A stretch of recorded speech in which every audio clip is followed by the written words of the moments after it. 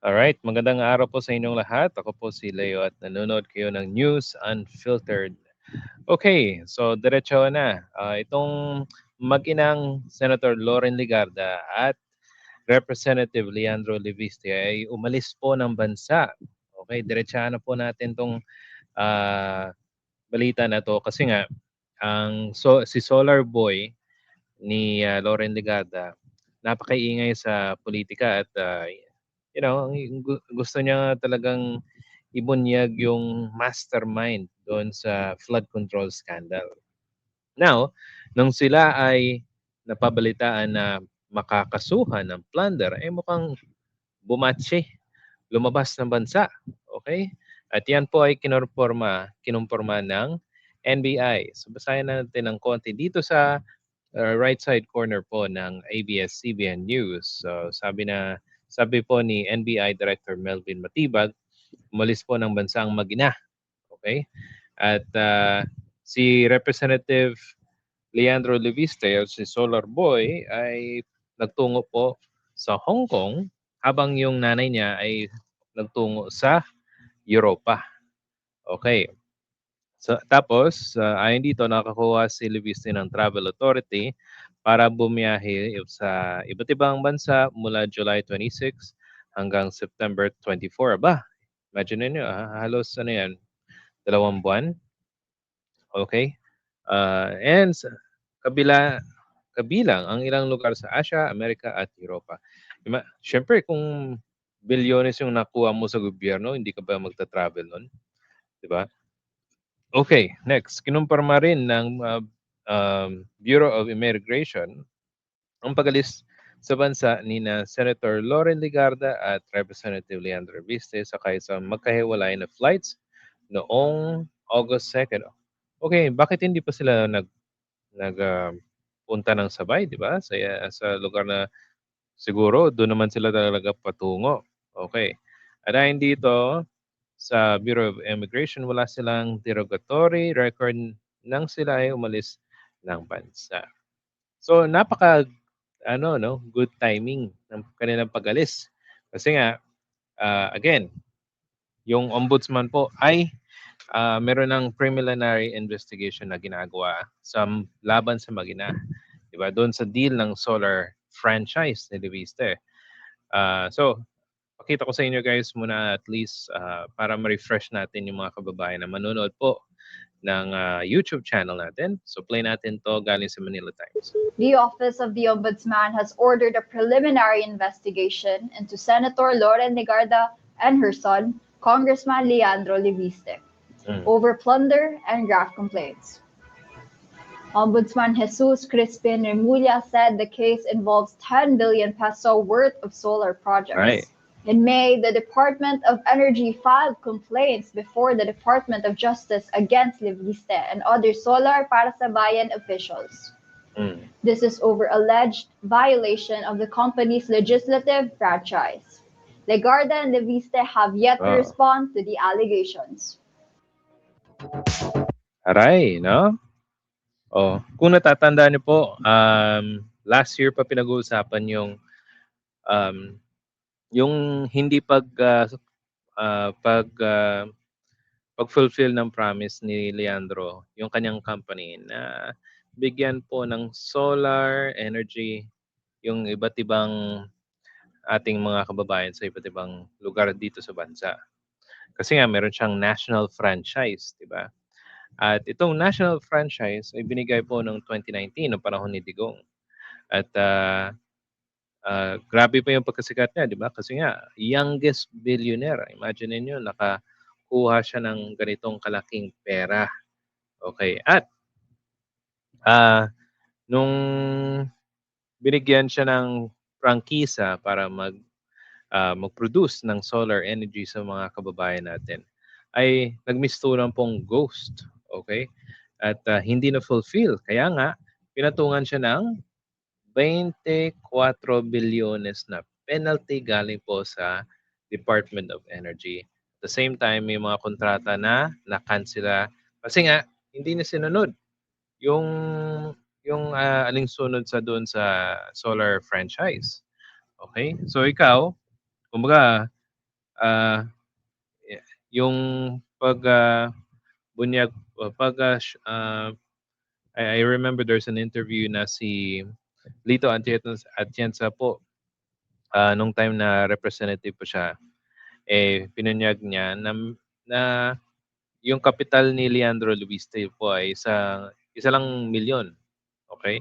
At galing po kay Lito Atienza. Siya po yung isa sa mga miyembro po ng Committee on Franchise doon sa House of Representatives. Ang matindi nga, di ba? 1 milyon, tapos meron pang allegation na instead na 1 million ay parang change nila into I think 100 million o 1 billion. Kasi nga kahit sabi niya ni Lito Atienza, kahit po 1 bilyon yung pondo na meron kang kapital, hindi pa nga hindi pa nga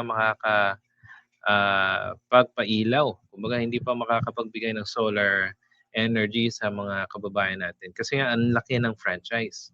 Ang laki ng gagastusin mo sa iba't ibang sulok ng bansa. At yun ang mga indications na si Loren Legarda po ay dali dito sa plunder case. Okay?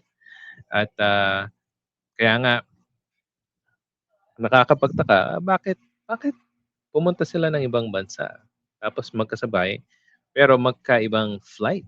Okay? Well, anyway, pakinggan natin yung balita galing kay NBI Director kasi nga kinumpirma niya eh. Okay, so play natin guys. Sasabihan niya, happy trip sa kanya. Sabi niya ni General Gentor, ingat mo sa biyahe niya. Dahil papunta ng Pransya, Buon Voyage. So direct, hindi niyo po inaasahan na kaya na mag-a-appear si Kong sa next week? Kasi may Nagpadala na kami. Oo nga no, natatandaan ko nagpasubpoena si NBI Director kay Leandro Lubiste. Kasi nga na-involve siya doon sa honey trap, doon sa bugaw trap na isinagawa na isang talent manager. Tapos na-involve yung kanyang pangalan kasi nga nakipag-usap daw siya kay Jean Paras. So sa affidavit ng talent manager na nadakip ng NBI, sinabi po nila na si Jean Paras po nakipag-usap sa talent manager na yon at na-mention yung pangalan ni Leandro Lubiste. So, kung mapapatunayan na merong involved dito si Leandro doon sa parang sextortion or honey trap, pwede siyang makasuhan ng sex trafficking kasi nga may involved ang mga babae tapos may solar pa. Ang penalty na kaya dapat bayaran. Tapos yung plunder case na 10 billion.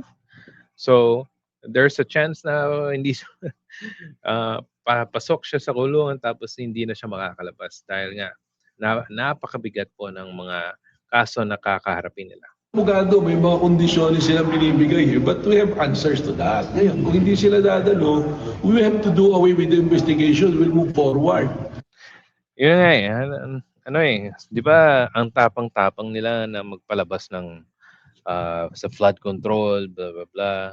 Tapos ginigipit yung bayan. Pero sa sariling batas, hindi man lang mag-show up si Leandro Lubiste. So, anong tao mo dyan? Dubag? Dapat dapat pumunta siya ng NBI at makipag-tulong, di ba? Kasi nga, na-involve yung pangalan niya. At hindi siya dumalo. Imagine niyo pumunta pala ng ibang bansa. O ang imbitahan namin yung 4 na abogado.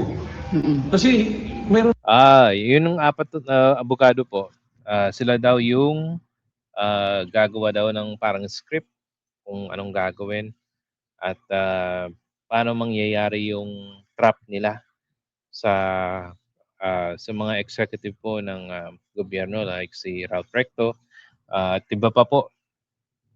Hindi pa naman natin sinasabi na totoong gagawin nila yan. Pero kung merong sapat na evidence o affidavit, pwede silang makulong, di ba? At itong mga abogado, na 4 na abogado. I'm pretty sure mga mga DDS supporters to. Sige, continue natin. Wala kami mga testimonya. I think they have the idea already. Baka kaya tumatawag si Kong Jing para dun sa kay Aljasken, may pag-uusapan sila, di ba? Alam nyo, meron pati kaming naka-uncover dito, may nagpanggap na lawyer nung may-ari ng isang media platform na kung saan medyo may transaction dito tong si Aljasken. Nagpadala ng lawyer kesyo magbibigay ng financial na tulong dito kay Aljasken. Sabi daw, padala daw nitong pinaka-boss nitong platform na to. When we validated, walang pinapadala tong boss na to. At nagpanggap ang abogado. So, ibig sabihin, may mga malalaking personalidad at maraming kaperahan na gustong interesado dito sa kaso na to. Ba, grabe no. O ito pa yung statement po ni Ombudsman Boying Remulla sa dalawang mag-ina na pumunta ng ibang bansa. I don't think tatakas sila. Babalik yan. Okay, babalik yan. Naniniwala kami babalik. Baka gusto nilang umuwi na nakaposas pag hindi sila bumalik, di ba? O, intindi, no? So, hihintayin na sa airport at kung hindi sila uuwi, siguro, hahanapin nila sa ibang bansa. Kasi nga, grabe yung di ba? Yung pera na involved dito. Kumbaga, ninakawan yung bayan, ninakawan ng sanang mas mababang presyo ng elektrisidad. Kasi nga, tumataas yung electricity natin dahil nga sa world market na oil prices, di ba?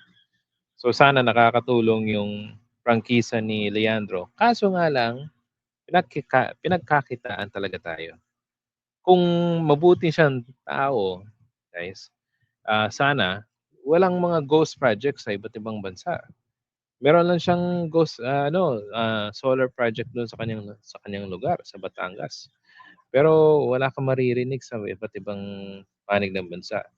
Tapos meron pang isang company na binenta niya at binili ng Meralco. So talagang kumita dito si Leandro Viste. At I think yung pag-lobbying ng nanay niya ayon kay Lito Atienza po ay nag-success. Kasi nga, yumaman yung bata niya, yung anak niya. Problema, tayo pong mga Pilipino ang nagbayad, di ba? At binigyan siya ng oportunidad na sana tulungan tayo, pero walang nangyari.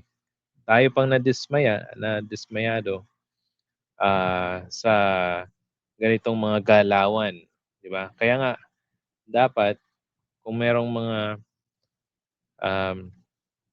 anak sa gobyerno, dapat nga ipasa yung totoong political dynasty, anti-political dynasty law. Para walang mga ganito na nakikipag-usap para bigyan ng malaking pabor yung mga kakilala at mga kapamilya nila. Alright guys, so salamat po sa mga nanonood ng ating video. Kung nagustuhan niyo po ito, please hit the like and subscribe button. At and kung meron po kayong comment, paki-comment po sa comment section. Salamat po and see you sa susunod na video.